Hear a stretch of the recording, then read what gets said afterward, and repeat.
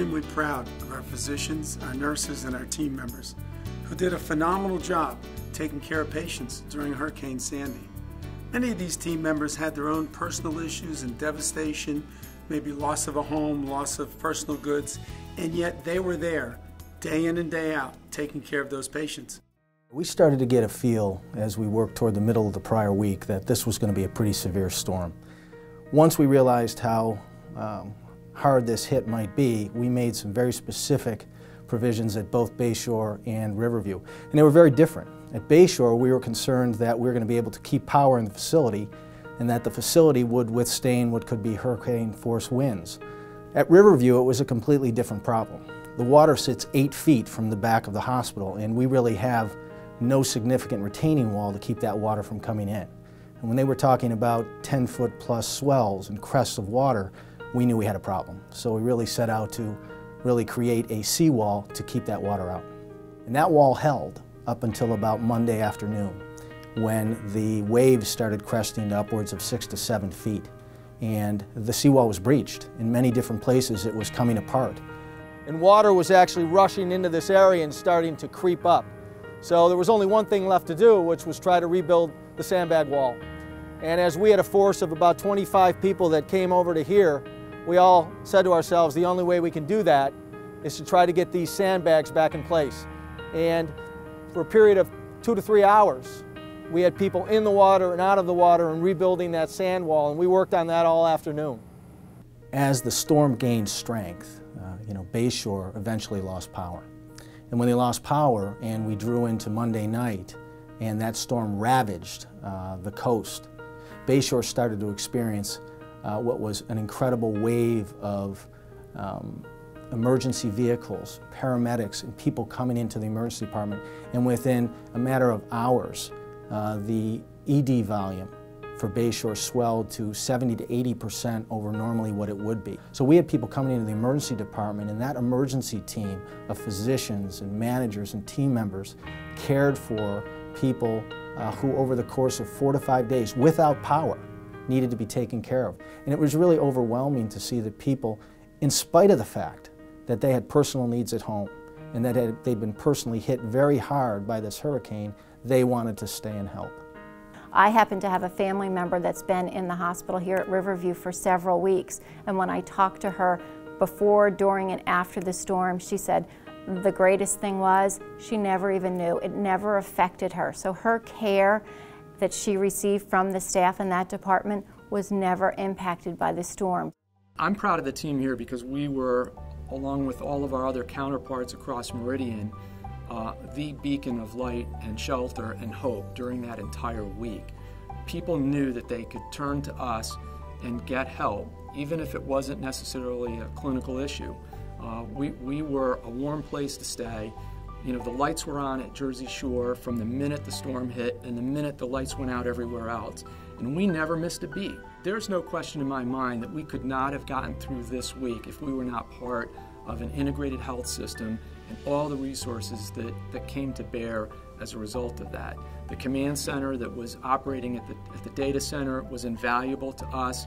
We were in constant communication with our team members that were taking patients home to see that they got cared for in home care. Well, there were so many stories that week of team members who were dealing with personal issues but put them aside to come to work and help out here.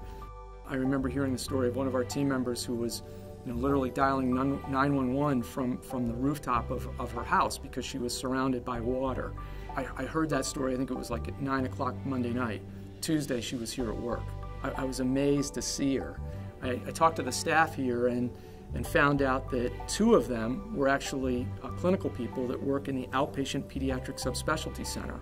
They work in pediatric endocrinology or infectious disease. They really don't do hospital work, but here they were volunteering really to do whatever it took. I just thought they were, examples of how people stepped up. And it didn't matter where people worked or what they did. Everybody went above and beyond. One of the things I knew that when I became a nurse was that there were going to be tough times, that maybe I was going to have to essentially make a choice between maybe my family life and my professional life.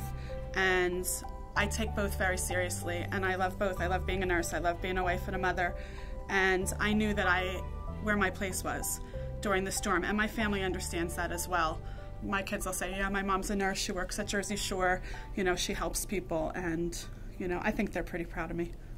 It was amazing that our team members came to work, did their jobs as they always do. There were times when you'd talk to someone and ask how they were doing at home, and the response would be, I don't know. I don't know if my house is still there. Yet they kept working. We had people who worked here for 10, 12, 16 hours, left here, went to the shelters to volunteer. In some cases, they needed to stay there because their family members were there and their homes were not available. But we also had people who just are the type of people that want to give. In our hospital, being a small community hospital as Southern Ocean Medical Center is, you see a lot of the same patients every day. They're your friends, neighbors, family members, and you just feel compelled to go out and help them wherever they are. So if you find out that your friends and neighbors are in the shelter, that's where you go. That's where you want to be involved. When I got to the shelter and started to see all those faces that I recognized, and people were like, hey, Dan's here. You know, hey, can you help me? Right away, I had my scrubs on, I took my badge off, doing the Good Samaritan thing. You know, I really wasn't at that time representing anybody, just myself. Then it was just the ER all over again. I mean, it was an ER. Everybody had something they needed. And the majority of the people that were there were in their 70s and 80 years old, so a lot of it was medical. The people that I work with here at Southern Ocean Medical Center are a great team. And this is home. This has always been home. And no, I would never do anything differently. I got there late Monday evening.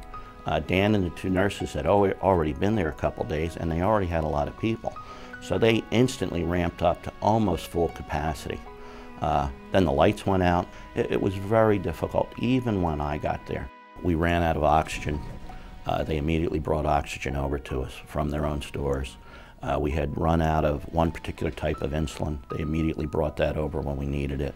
And all the basic nursing resources we had, too. We were very fortunate to have Southern Ocean Medical Center involved. And actually, at the end, we had more than enough to cover everything. You know, we had physicians and team members that came out to prepare meals, serve food on our floors, even driving people to shelters. What really touched me was knowing that many of our team members had experienced tremendous personal loss, and yet they found a way to show up to work with unbelievable spirit and resiliency. When it comes to compassion, I think of this couple who had arrived at our hospital, and the wife needed medical care, and they were distraught because their dog had been left behind. And upon hearing this, our team members in Florida North took it upon themselves to find a way to find this dog and to rescue it from this home. I went into Jane's room, and her husband was still there because he had nowhere to go since they lost their house from the storm. And I got to talking about them, about their story, you know, how they were stranded there for a day and a half, and they had to be rescued by boat.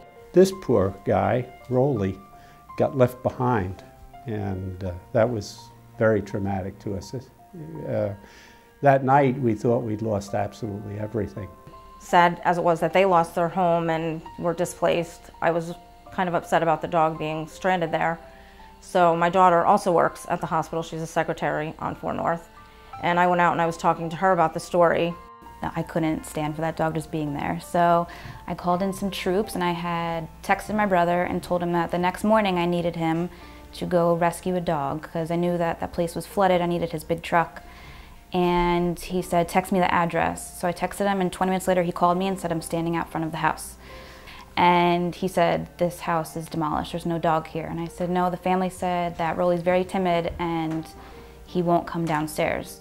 Once I got the phone call from my brother that Rolly had been rescued, I couldn't wait to go running in and telling her. It was late at night, but me and my mom both went running in and told her that Rolly had been rescued and he was okay, and we were gonna go take him to the vet. And just the look of relief on her face was priceless, and it definitely made me feel good.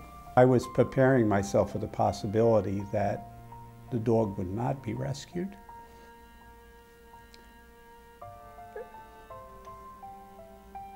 I'm trying to do that with some degree of not getting overly emotional, which is easy for me these days, and trying to, be under control. So when I got to the hospital, I was overwhelmed by the news. We're animal people at heart also, and it's just it's the Meridian way, actually. I just feel that that's what we do, and that's what we do best, taking care of our members, their families, their extended families. So when I think about courage, I think about this patient care associate who works in our critical care unit, who had rescued people from their homes in Brick community. I started going house to house with a canoe, and people were just jumping in it with their belongings, anything that was valuable to them, and I'd bring them to the dry land. One of the last saves I did was one of the team members that works at Ocean Medical Center, Tara. Her and her boyfriend were standing on the patio while I was screaming her name and saying, "I had no idea that you lived here." I also told her that there was a mandatory evacuation going on that she first was unaware of, and I brought them to safety into the canoe to dry land. Elena was able to really show the Meridian way and come to people's rescue, come to help, offer guidance, offer support. She was patient, she waited, and that's what you can ask from anybody, especially because of the circumstances. She didn't have to do this for anybody, and she went out of her way to do a good thing, which she did that day. We knew our #1 objective was to get the staff ready and prepared for a worst-case scenario and help our patients so they were able to be in a safe, sheltered environment, and they knew that they were going to not be affected by the storm. They knew that they were still going to get the proper treatment that they needed and that they should not worry, and that was our #1 concern. Even though there was devastation outside and we knew that there were problems all around, we were very comfortable here and very well taken care of. They didn't make us feel that we had any kind of problem at all. Being a Meridian at Home team member during a catastrophe that was hitting our area, I look at my patients as they're part of my own family, so I wanted to make sure my family was being safe as well as my clients during the devastation. My patients are very close to me. We do build a good rapport with them. They are just another family member to my home, and I care for them as if I love them. They're my loved ones. During Hurricane Sandy, it was important to work with all of the local agencies as well as state agencies. And one of the agencies we work very closely with is the Department of Health, and particularly Commissioner Mary O'Dowd and Assistant Commissioner Chris Wren. So what did they do for us? They did a lot. Monmouth and Ocean County was one of the hardest hit areas in terms of health care.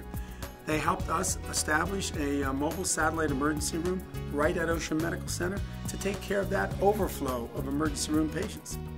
And when we told her the number of patients that were seen at the Jersey Shore Emergency Room, she couldn't believe that any facility could handle that many patients. So she wanted to come, she wanted to experience our emergency room, she wanted to see what we had been telling her over the phone. She wanted to see the excellent facilities we had at Jersey Shore in terms of the trauma center and the emergency room.